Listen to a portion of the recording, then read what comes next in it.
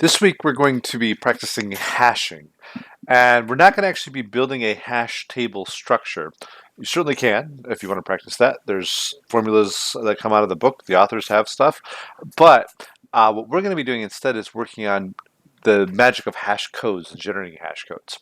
Now, what you see in front of you is what I created, and you're going to get a small fraction of this. Of course, you're not going to get this tantalizing little solutions folder, but you're actually not going to get the autograder in this case either. If I give you the autograder, it actually gives you the answer to more or less to be able to grade it. So this is going to be a week where you're going to have to bounce your ideas against Gradescope a little bit. So you definitely want to think through your answer, maybe compare it with some peers, work on it, as groups, and then, worst case scenario, you're going to submit it a bunch of times to Gradescope until you have it right. Now, the goal is for you to get 20 points, and there are actually 5 points per item, and there's 7 items here to get. So you can get up to 35 points, but you only need to get 4 of them working, and we're going to do 1 of them today. So you really only need to get 3 of them working beyond this. So it shouldn't be too bad, but if you resonate with this, if you want the practice, there's many, many chances for you to go through and solve this problem. Now, I'm going to publish this document here in a minute. But before I do publish the document, I want to get the URL for this video, which means I have to make this video. But this will be the description, that's kind of running over. So we have each of these different Java files that's listed, and each of them you'll see you'll get as part of the startup.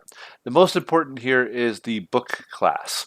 So the book class identifies a book, and we're going to look at many different ways we can sort books using hash codes and equals inside of a hashing structure, either a set or a map. Now, my testing just uses a set because it's just easier because I don't have to worry about values at that point, and it gets to the point of what I want to test with your hash code.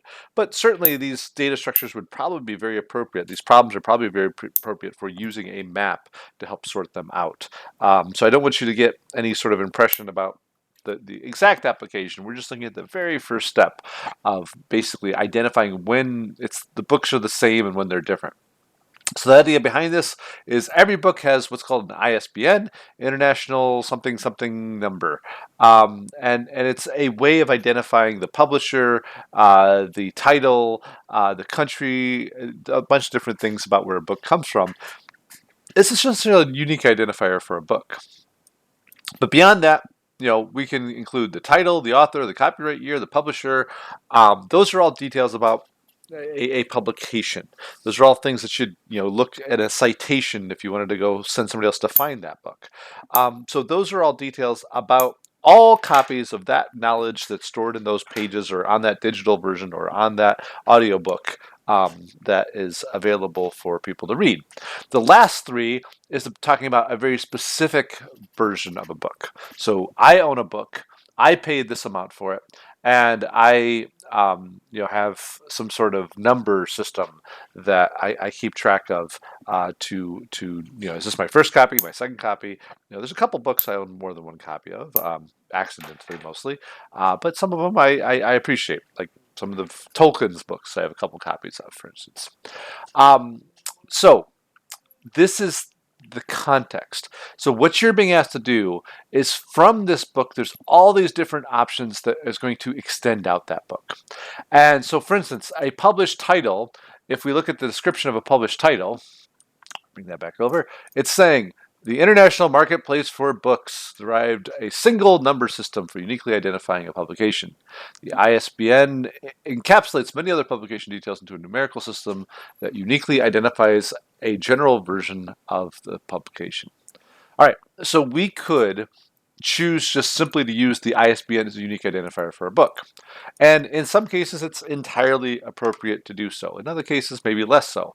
So let's just say I want to identify this book by the ISBN number. How would I go off about doing that? Well, in hashing, as we said, if 2 books are going to be equal, we also need to implement what's called the hash code. The other videos have talked about that in more detail. You can look about the concept of it. I want to focus on how we're going to do that. Now, unfortunately, in Eclipse, the good news is I can hit Alt-Shift-S, and it'll allow me to actually generate hash code and equals, but it won't do that for fields defined in another class. Now, I can actually define it here, I just can't generate it from here. So what the workaround I'll give you if you don't want to have to copy and paste or do these by hand is go to the book class that you have. I like to go to the bottom of it so I don't screw anything up. And I do the same thing. So I hit Alt Shift S, or you can actually do it through right click. And I don't do the right click very often, but it says source, and then is said generate hash code and equals. Now when it does it, it gives you every single field to choose from. It selects them all by default. So I can do deselect all, and I could say, okay, well, in this problem, I'm supposed to search by ISBN. All right, and so I'm going to generate there. And so it generates a fairly involved, even for one field, equal and hash code. And so I want to take those, I want to cut those out of here, Control X to cut. I'm going to come to publish title and Control V to paste. All right, and so then this gets me the implementation that I think might work. And this one, it will work because it's intended to be very simple on this one as a demonstration. But again, the process I went through was I went to the book, I used right click, source, and then generate hash code and equals, or you can do the same thing through the keyboard by hit Alt Shift S and say generate hash code and equals, and then I can pick whichever fields I want to. So in the rest of the problems, you're going to pick whatever the problem says is appropriate. It's might be all of them. Most of them will be some subset less than all of them. But your decision is going to be based off of which fields are appropriate to solve the problem as described. To some degree, you could use it through a process of elimination. You try 3 or 4 fields. If it doesn't work, try a different field. Take one out, add one in until it goes there. A process of elimination. But hopefully you can do a little bit more analytical approach to it. Ask around, ping me if you have any questions, and get there. So that's really what you need to do to write your code. Now, you cannot test your code this way. What you have to do is you have to get whatever combination of these files you complete. You can do one of them, or you can do all of them all at once, whatever you want to. But you're going to take that and you're going to upload that with a cover sheet to Gradescope. Again, the Gradescope cover sheets should be uploaded basically every time you submit, but since you're going to be pinging off of this several times, you can have one cover sheet, work on it for a while until you get everything working, and then maybe update your cover sheet when you're done based off of what you found out as you're submitting back and forth. But as long as you're working on the same day, it should be fine. You shouldn't have to update the cover sheet.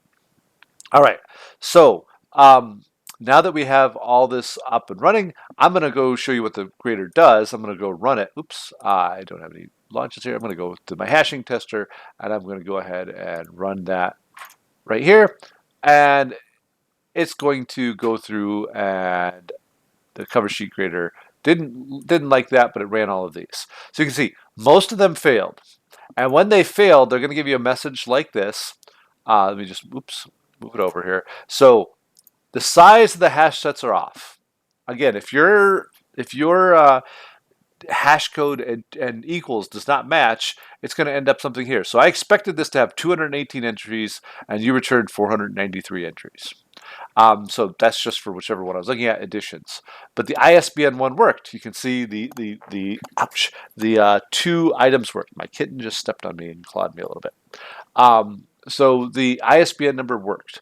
As you get these going, you'll get the points for them, and it'll show up. It'll show up in the system. But you can work on them one at a time. You can get one at a time going.